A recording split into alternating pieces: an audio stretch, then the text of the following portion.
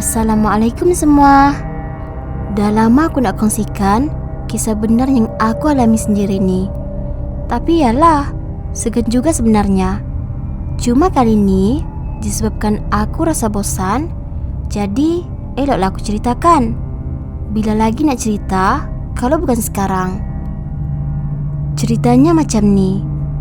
Waktu aku balik seorang diri dari Kelantan, jalan tu memang sesak.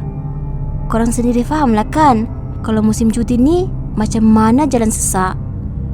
Jadi disebabkan aku ni jenis yang tak suka terperangkap dalam sesak macam tu sampai menunggu berbelas jam, aku pun buat keputusan untuk ikut jalan lain. Bak kata orang, jalan belakang. Macam mana aku tahu ada jalan belakang? Aku guna maps. Korang jangan tanya aku maps apa yang aku guna. Aku tak nak sebut kat sini.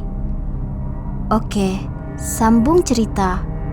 Waktu mula-mula guna tu, aku dah rasa semacam, yalah, daripada banyak-banyak kereta tu, tiba-tiba tinggal kereta aku je kat situ, dengan lampu jalan tak ada.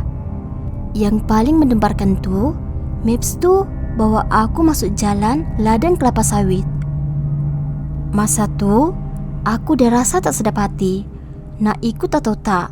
Tapi disebabkan pengalaman aku di tempat lain sebelum ni, elok je kalau aku ikut maps. Jadi, aku teruskan je hasrat aku tu. Hati aku waktu tu memang berdoa banyak-banyak, semogalah ada muncul kenderaan lain yang ikut lalu jalan ni. Yalah, kalau jadi apa-apa nanti, senang juga kan? Betul tak? Kalau ada orang, nanti kalau rosak kereta, adalah yang tolong. Tapi tanpa disangka-sangka, datanglah satu motor dari arah belakang. Aku rasa waktu tu bersyukur sangat. Jadi, aku pun buat keputusan tak nak bawa laju. Aku takut motor tu sendirian pula kat situ kalau aku terlalu jauh ke depan. Dah lah orang tu bawa motor, kesian juga kalau ditinggalkan. Jadi, aku ikut je rentak motor tu. Masa tengah memandu tu, tiba-tiba radio yang aku pasang senyap seketika. Aku tekan-tekan jabatan tu. Masih lagi bunyi berdesir macam TV yang rosak. Yang paling aku geram, maps aku tu dari tadi sebut putar balik macam tu. Aku pun pelik. Pada masa yang sama, motor belakang aku tu pun bagi lampu kataku. Dia kelip-kelipkan banyak kali sambil buat isyarat tangan suruh ke tepi. Mungkin masa tu sebab dia nampak pemanduan aku tu dah mula tak stabil. Kejap ke kiri, kejap ke kanan. Yalah, gelaba punya pasal. Jadi, aku pun ambil keputusan untuk berhenti ke tepi. Mungkin dia nak tolong aku. Lepas aku dah berhenti di tepi tu, waktu tu motor tu pun berhenti sebelah aku. Aku ni apa lagi? Aku turunkan tingkap.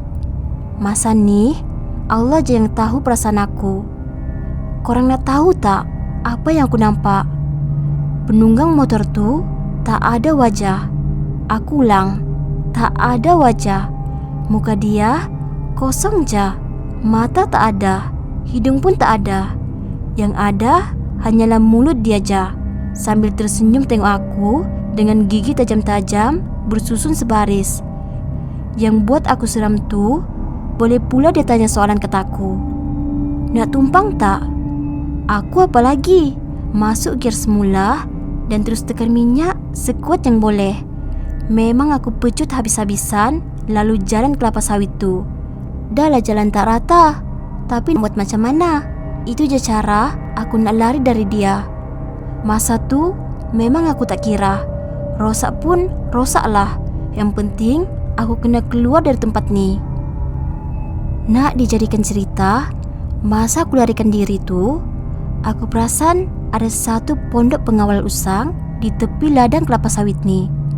Anehnya, dan naik 6 kali aku lalu kat situ, masih sama pondoknya. Mula-mula aku ingatkan pondok tu memang ada di setiap tempat. Rupa-rupanya aku mula sedar yang jalan aku lalu ni sebenarnya berulang. Sejak dari tu, aku tahu yang aku masih berpusing di tempat yang sama. Aku apalagi, aku pecut kereta aku tuh dan aku harap aku dapat keluar dari kawasan tuh. Dan akhirnya aku jumpa jalan keluar. Masa nih aku memang bersyukur dapat keluar dari kawasan tuh. Yalah, aku udah tak sanggup kena kejar dengan motor puaka tuh. Kalau boleh, tak nak lagi aku lalu kawasan tu. Itu adalah yang terakhir. Okeylah, sampai sini je cerita aku. Sorry kalau cerita aku ni agak mengelirukan untuk korang, tapi ini je yang dapat aku kongsikan dari kisah aku ni. Okeylah, bye semua.